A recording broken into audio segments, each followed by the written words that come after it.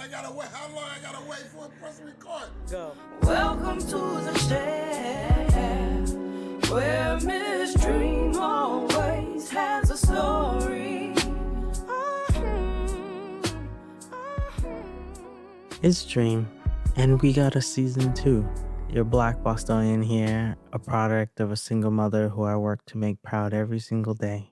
I'm a 3-degree holder, your veteran educator, your tech entrepreneur, and founder of the Chair platform. My platform is dedicated to supporting Black and Brown people on their hair journey by creating hair boards, connecting to hairstylists, and sharing haircare tips for a more joyous experience. My podcast is about sharing hair stories, educator stories, entrepreneurship stories, and stories surrounding identity with goals to leave you laughing, learning, and advocating. So come in and listen to the stories in the chair. Where we share stories in the chair. Hello, beautiful people. This is Aaleyah. Aaleyah, can you please introduce yourself? Hi everyone, my name is Aaleyah, and I'm here today to rekindle, I guess, a relationship that I haven't had in a long time. It's been an honor to be invited to speak on this podcast with you all. By day, I'm a therapist, and by afternoon and night, I am a nature-driven, activity-driven dancer, yogi, everything. I try to expand my horizons as often as possible because we don't really get much time to do so in our everyday lives. So, yeah, that's me. I think also too, and this is what I tell my clients, is a lot of times we often focus on the word trauma. I think it has been thrown around so much in the community where we kind of use it loosely now. And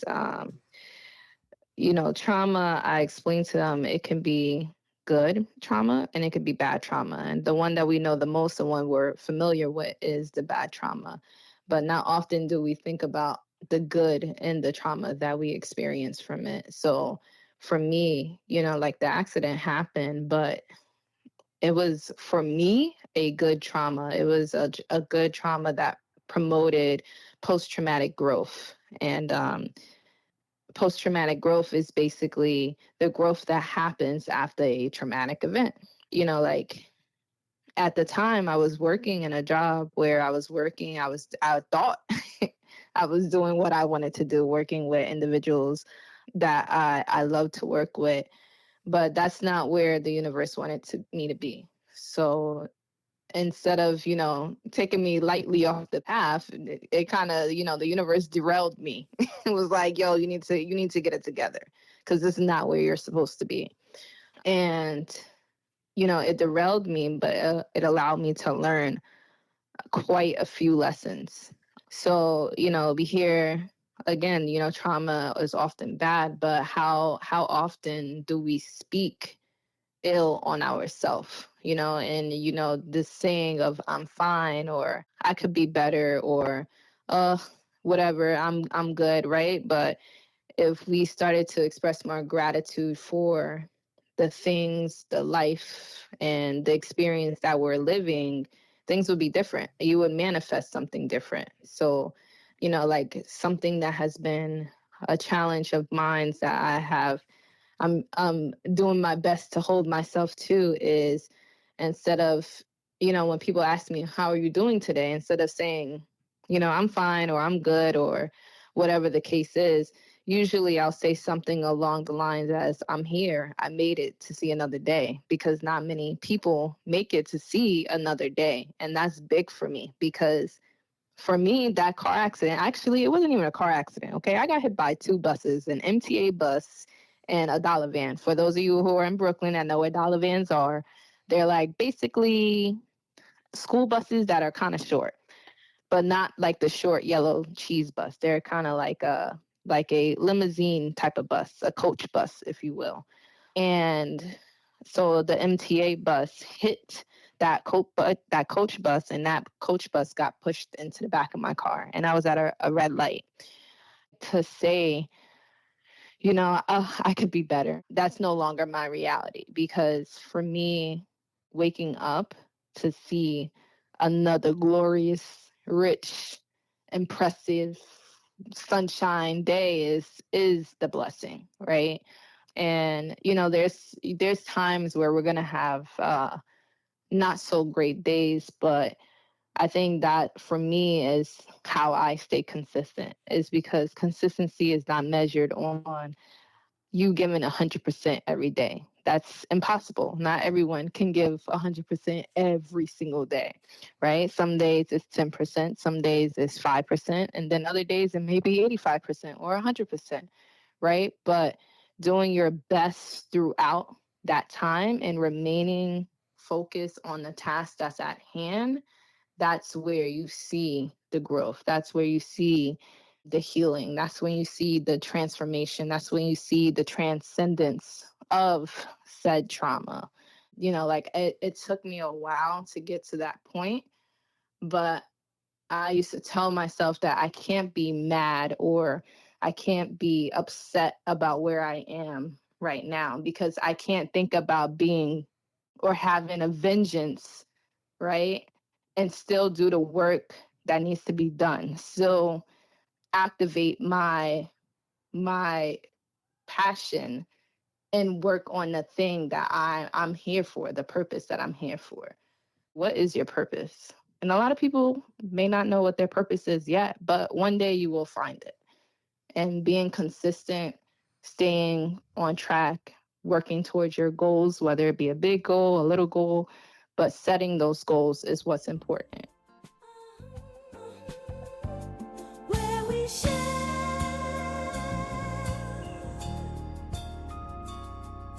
stories in the chair.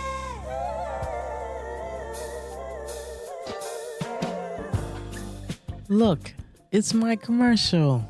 We will be right back. It's more than just a bad hair day. It's a journey. Finding the right hairstyle isn't easy, nor is finding the right stylist or the right products. Looking in every corner of the web gets messy, overwhelming, and exhausting. All the ads, the articles, the products, the videos, it shouldn't be this hard, but it is. And now, it isn't. The Chair. A black and brown centered platform where you can design hair boards, connect to hairstylists, and share hair care tips for a new, joyful path on your hair journey. Avoid the clutter, save yourself hours, months, and even years of research and poor trial and error. Everything you need and only what you need is in one place. Hair boards made by people like you, for you. Find the right products, the right people, the right answers for you, stress-free. Join the Chair community and make every day a great hair day. When you share your pain, you allow others to help you. And when you share your success, you help others get theirs. Lean on the Chair. We got you. No stress, no strife. In the chair. The chair. The chair. All right. Oh, and if you're interested to learn more about my experiences as a Black woman and educator in Guangzhou, China, I wrote my first ebook titled Nowhere and Everywhere, Captured Emotions of a Beautifully Broken Love Story. It is on lulu.com. Take a read and see some beautiful photography of mine. Enjoy the rest of the show.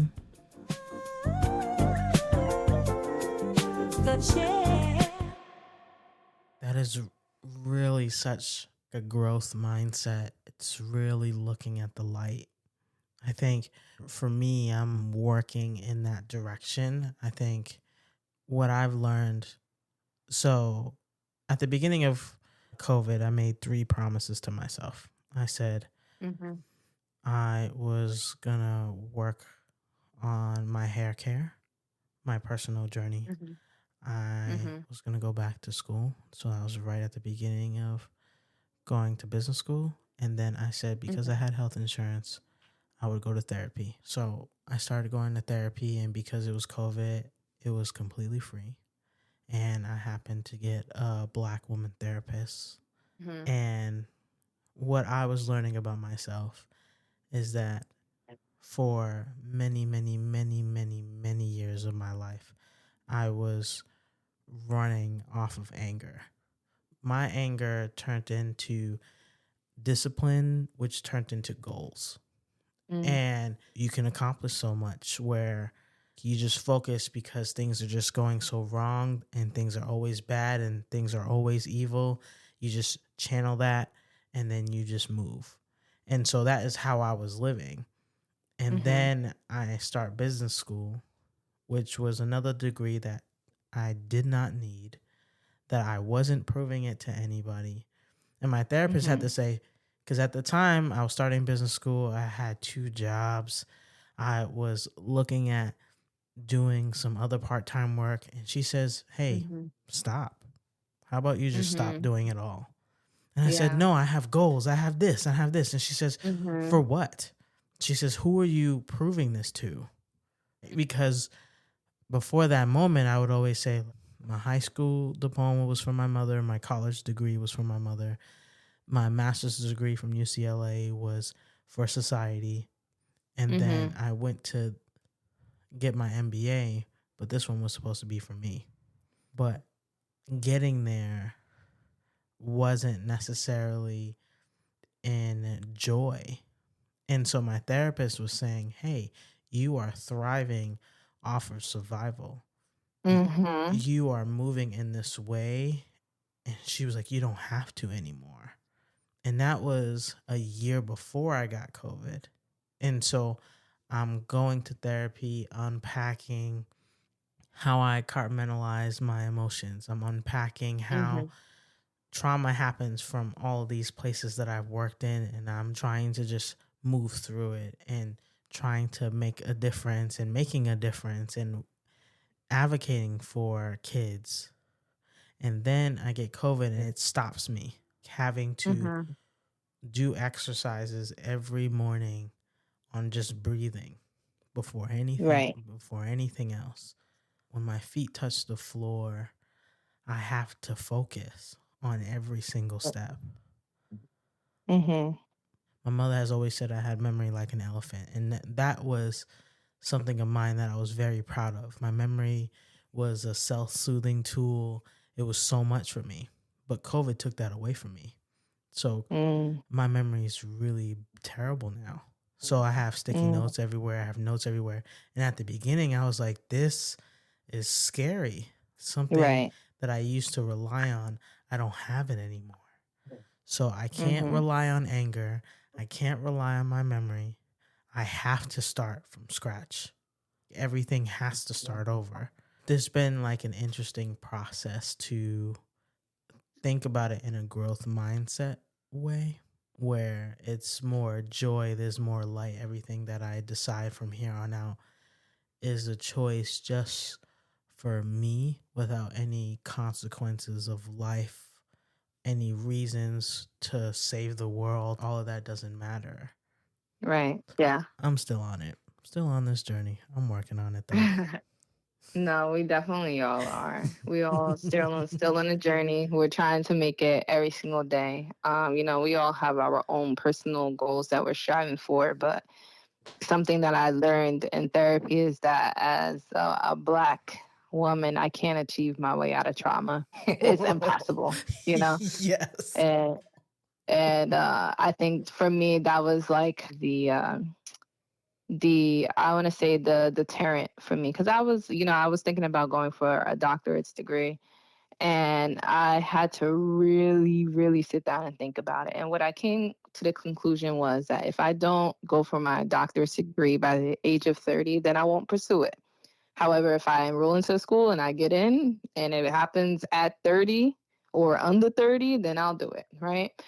And that's always been the case. But still in all, what I came to the realization is that my credentials are in my spirit. Like, I didn't need to go to school to be told that I can be a therapist. Like, my family, I come from a line of healers, right? We all come from line of healers.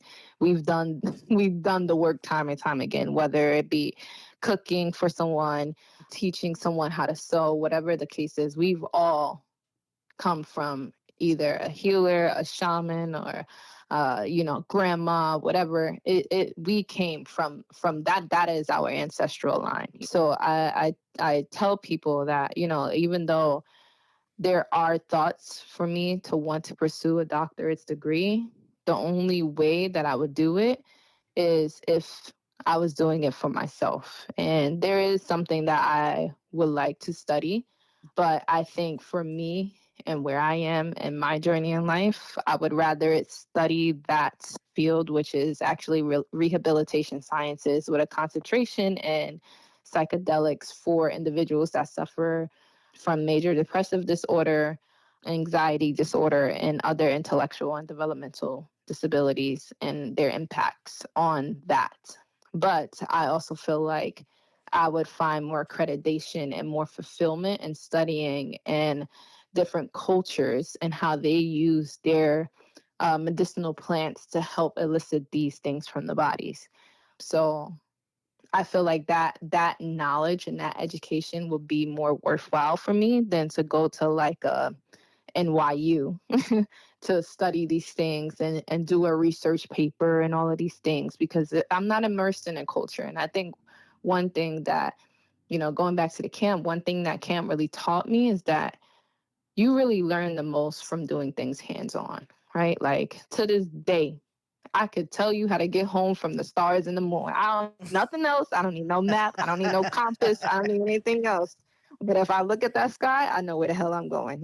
So it's like things like that, learning trees and shrubs. To this day, again, I go outside, I go hiking in nature, and I'm like, oh, that's poison ivy.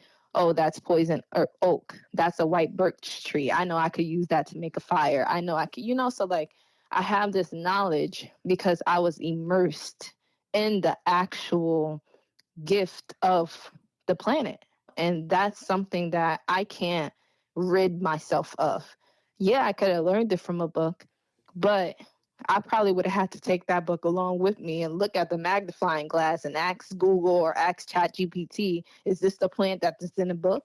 So like having that on-site experience and that hands-on experience is really what's important to me. And I feel like that knowledge is what I'm seeking. Like I'm seeking something that's external, that's universal, something that is not based on what I would consider to be fluff nowadays. Like there's not many things that are very deeply rooted anymore. I think a lot of things are superficial, including people.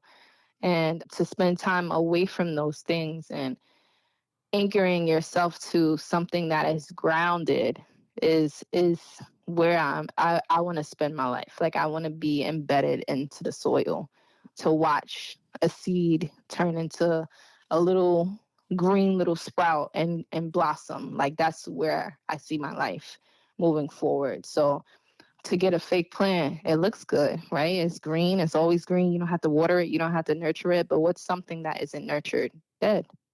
So that's where I'm at as far as moving forward is concerned. I really want to cultivate something that's real. And I think that's that space, being in that mindset really makes me accountable. And I feel like accountability equals ascension. And that's what I want to do. I want to ascend to higher heights and higher levels. Well, thank you, Aaleyah, so much for sitting in the chair and sharing your stories. And I can't wait until you're that age and you're sitting on the porch and sharing your stories with your silver locks all the way down to your feet. Right. I've said, listen, that might happen faster than you think. Thank you so much for sitting in the chair. Of course. I truly appreciate it. Thank you for having me. Thank you for inviting me. Thank you for thinking of me. I appreciate it so much. Welcome to the chair, where Miss Dream always has a story. Thank you for listening to an episode of The Chair. I'm going to share with you a dream of mine. I would love to be on Sesame Street. Sesame Street held my hand through childhood. In my dream, I would be in my big afro or rainbow braids sitting on the stoop sharing hair stories. I would like your help, please, by doing all the things like leave a review, share it with someone who would benefit from hearing this episode. And if you know someone who knows someone who knows someone at Sesame Street, share your favorite episode with them, and I'll make you some of my famous chocolatey hot chocolate.